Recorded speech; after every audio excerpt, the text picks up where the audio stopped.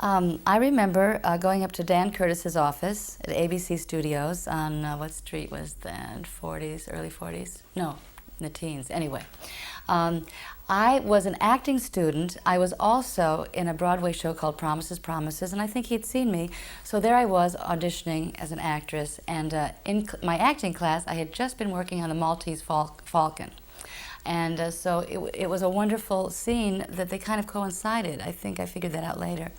But I had a very good time with him auditioning this scene, and it was a very emotional scene. And because I'd been working in my acting class in the Maltese Falcon, I had everything right there at my fingertips. And it was terrific. I had a great time. I think it was maybe my first acting audition. I really do. That was it. I got the job, and it was Dark Shadows. First of all, just personally, at that time, this was my first television acting role, and this was very important to me and very exciting. And I was doing a show at night, and I would get the script and get up 5 o'clock in the morning with my cup of coffee, go over the script, show up at the studio, and we'd have a read-through and sit at the table, and then we'd do blocking, and then we would, we'd do a dress or go fix our hair, because we had lots of hair, a lot of bobby pins. I think I had wore 25 pounds of hair, and costumes, and then we redid it on the stage, on the set, and hit our marks, or tried to, and remember our lines.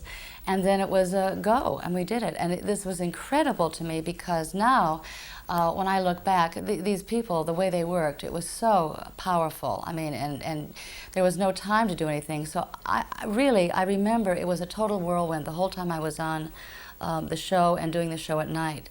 And I remember being exhausted the whole time, because then I would, of course, finish the day at ABC Studios, then go grab a sandwich and go to the theater and lay down for half an hour and get up and warm up and do the show. Same thing, go home at night.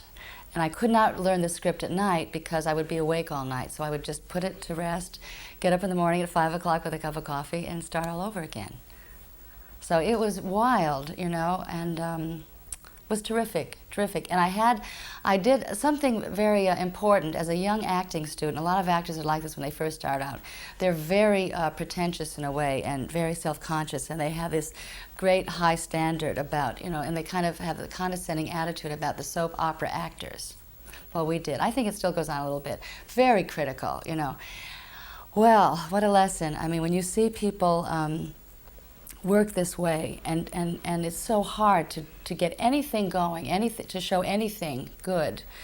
And when you see this, now when I look at actors and I see one moment, I go, that's really impressive, you know.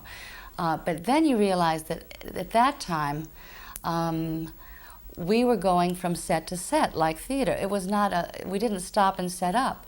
They had everything set up so that they could wheel those cameras, and we would jump over those cables with those skirts and be in the next scene. It was really quite exciting. Well, you know, at that time, there were a lot of Broadway stage actors that were doing the show. You mentioned before Jerry Lacey, and there's Virginia Vestoff was doing 70, a lot of people. And I had great affection for these people. They were so professional and so disciplined, and they worked really hard. And this was tough stuff. You know, this was bigger than life. I mean, talk about, it's a small screen, but those were epic stories, and very dynamic and very dramatic. And I remember also in my naivete thinking, oh, now I'm doing this character, and David Selby and I were these star-crossed lovers. And I kept waiting for some change so I could bring in a happy moment or a jovial part of a man. No, as it turned out, of course, each character had to fit a certain in the show a certain way, and to keep new viewers interested, you had to kind of repeat, as they do today a little bit, repeat the storyline.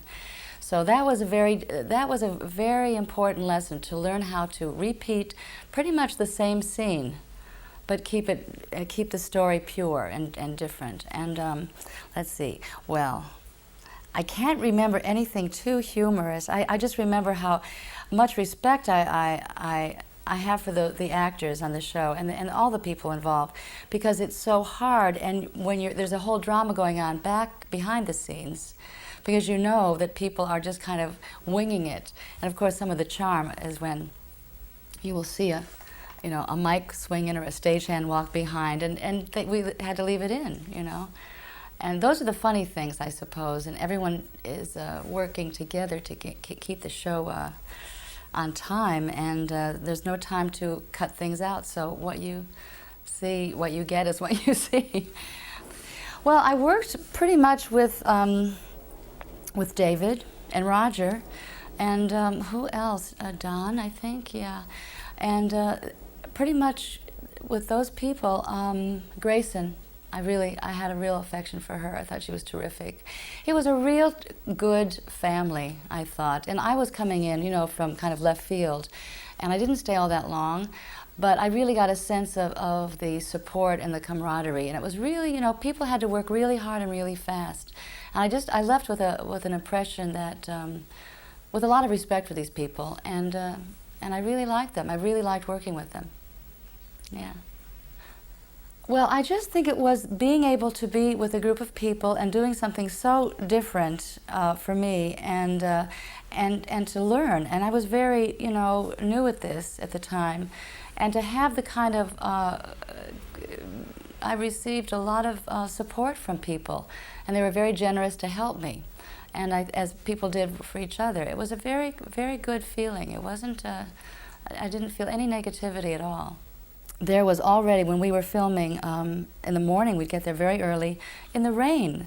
These young girls and boys would be there. They couldn't be more than 10 or 11, 12. And they were there, they were with their umbrellas. They would just wait for us, and it was very devoted. That was the first time I ever had a fan club. And from some of the kids that were standing around, and they would be supportive. That's when I realized what a popular show it was, when I saw these kids waiting in the rain, every morning.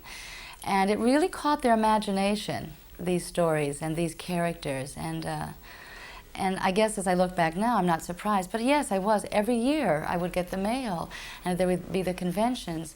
And I think I went to one, and it was terrific to see that kind of enthusiasm, for something that you did, because all too often this stuff kind of gets lost and it becomes history, And I think, I can only imagine that the reason that it's popular again and is on television is because of this support. I think that had a lot to do with it.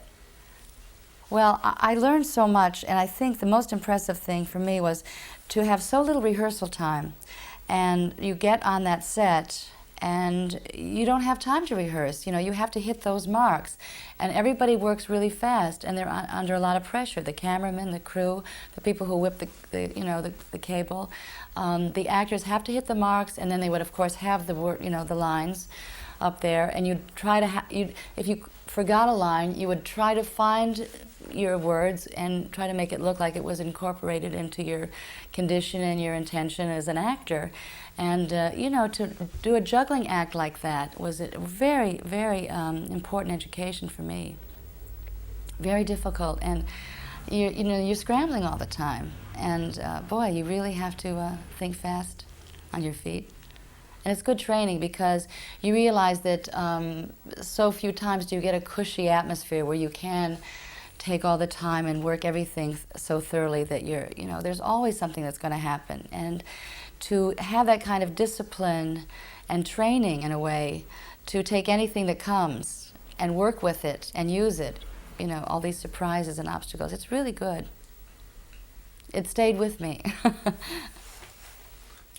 Well, I'll tell you one thing I think that's very nice. All of us in this business of ours, whether it's stage or film or television, you meet wonderful people and you become intimate with them in the work situation. And with all good intentions, you say, oh, we've got to get together, we have to stay in touch. And we all go our separate ways all too often. And it's very painful, to separate like this, but you get used to it. And what I find wonderful is when you get the newsletter that you've built so beautifully, and and I'm hard to pin down, because I'm all over the place. But when I see the interest that people have, and then I can find out where everybody is and keep in touch, it's terrific. It's really been a wonderful thing. So congratulations on that, and thank you.